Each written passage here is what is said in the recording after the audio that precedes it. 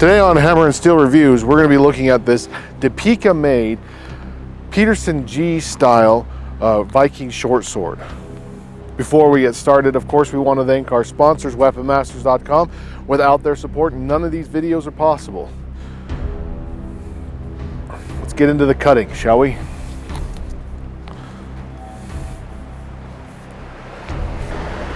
we go.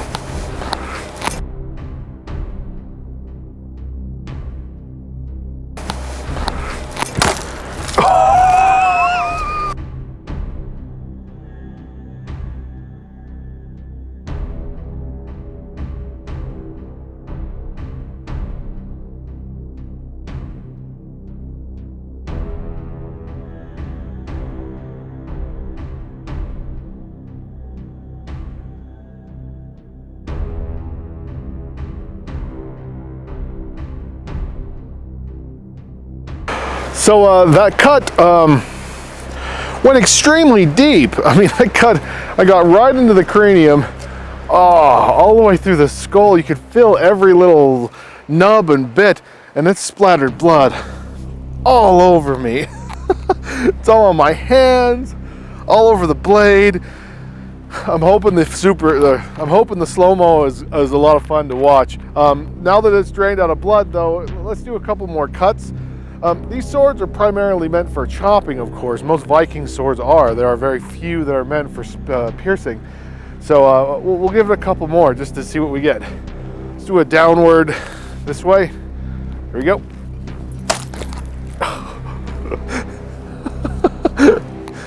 So without the blood in it now, it's not as exciting, but it's doing a lot of damage.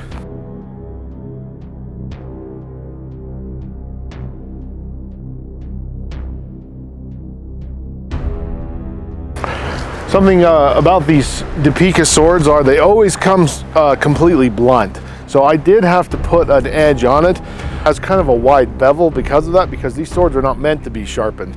But you can see they can be sharpened. With those two hits, I mean, I'm not seeing any sign of damage. It did hit the dowel rod on the inside, so I mean, there's no sign of damage. These swords are all made out of EN45 carbon steel. I don't know if they're hardened. I seriously doubt it for the price point. But yeah, I'm really surprised the amount of damage. That was quite intense. So let's go again.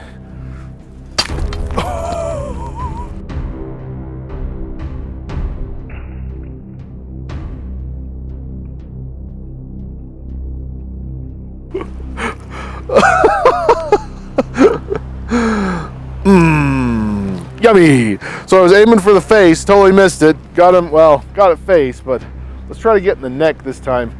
See what kind of damage we can do. Come in right about here, so. Oh! Yeah, so I totally, absolutely hit the dowel that time. Pretty hard.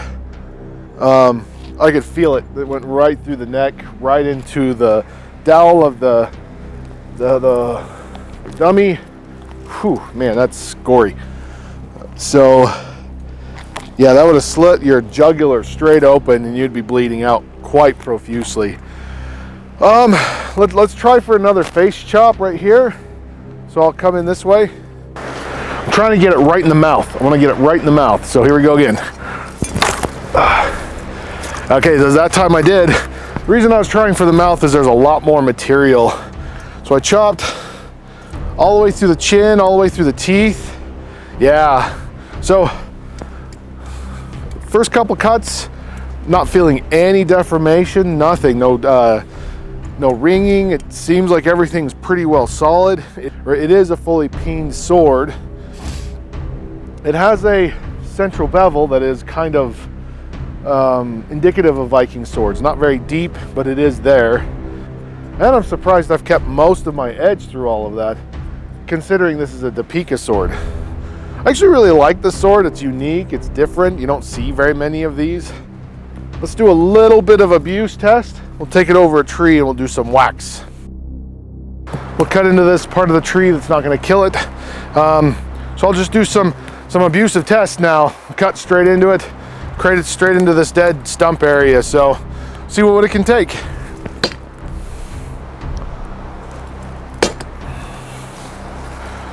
So with its wide bevel, it's not going to cut very deep, and I'm kind of just inching up the intensity of each cut. So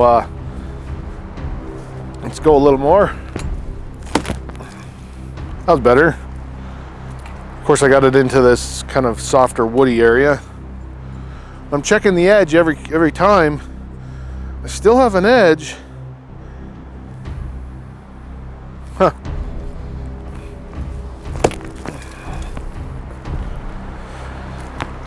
So it's a fun little chopper. That's fun. So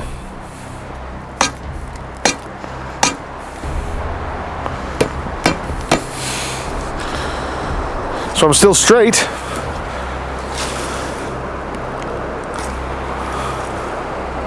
Straight as when I started.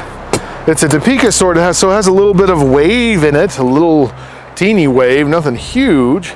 More of like a factory consistent wave. It's teeny. I'd say it's within like 1/4 of a millimeter. It's teeny, the wave in there. Let's hit it at a weird angle, see if we can't do some damage.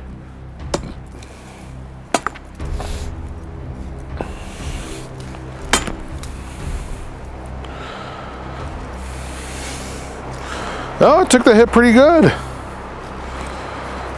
Is it dulling? It's slightly dulling, but for an EN45 carbon steel blade, not hardened.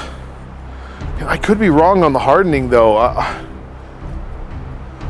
don't think they're hardened though. Huh. So an observation though is because of these sharper corners on the guard here, it does dig into the fingers a little bit. I'm talking like teeny. But if I was to hold it more in like the traditional, or like the, if I was to hold it in more of like a handshake, I mean, that's super comfortable. That is super comfortable. Huh. The engravings you see on it, if you can see those at all, those engravings, I had Weapon Masters personalize this a little bit for me. So there's a little bit of runics, just fun dilly-dallies there, and then my initials on this side. Yeah, it's pretty, it's still pretty straight. I don't see any like deformation or anything.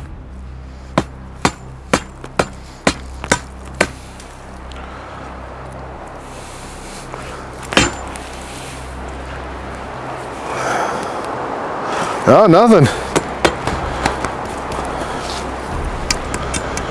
And it's still pretty true. That's surprising. Also, the gap where the guard meets the blade, there's no gap whatsoever. It might have been filled in a bit, but it doesn't look super bad. For the price point, that's actually really nice. Yeah, so this is kind of a unique blade style that you don't see very often, and there's not very many finds for it. Yeah, let's go talk about it a little more.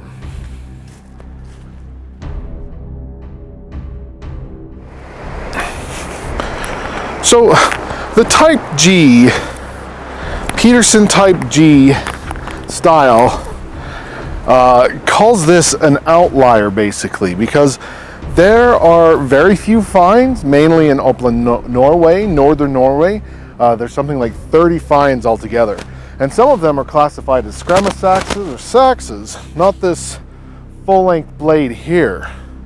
What's interesting is they kind of make a connection between the antenna swords of the Iron Age in the Baltic region. It's an interesting take, and the only issue is it's not found in very many places, just in this area in Norway. So it might have been a regional preference for about 100 years, 150 years, somewhere in that time period. What's interesting is it does have a full, or it's a very shallow, wide fuller, but it definitely cuts down on some of the weight. Another thing with this sword is it is a little front heavy because of the pommel type, but that is how most Viking swords are. Most Viking swords are fairly front heavy. This sword did come from Deepeeka, and when they sent the sword, they sent it in this leather scabbard. Now, this isn't the original leather scabbard, as I did not like the strange frog thing that they had sent in it, and so I went to Weapon Masters and I had them make these brass fittings. I actually designed them myself, not knowing anything about design, and made these brass fittings that I just riveted into the spots.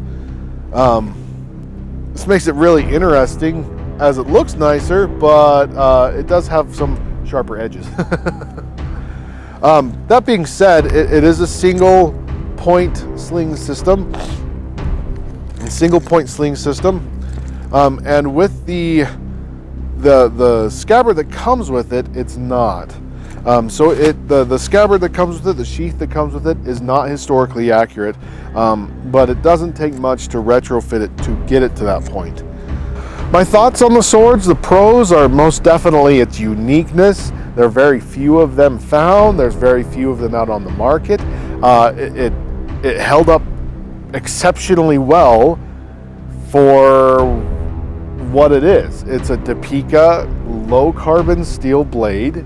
It has a wide taper. The taper on the blade, the taper on the edge is quite wide because I had to, because it's a stage sword retrofitted with a blade. And yet it still did significant damage on that dummy. That was fun. My only concern with that is demonetization. So if we're taken down for a bit, you'll know why.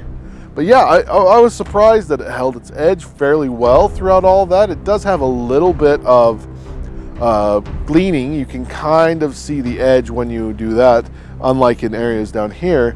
But it's very faint, and very easily I could get that out. Another pro is its price.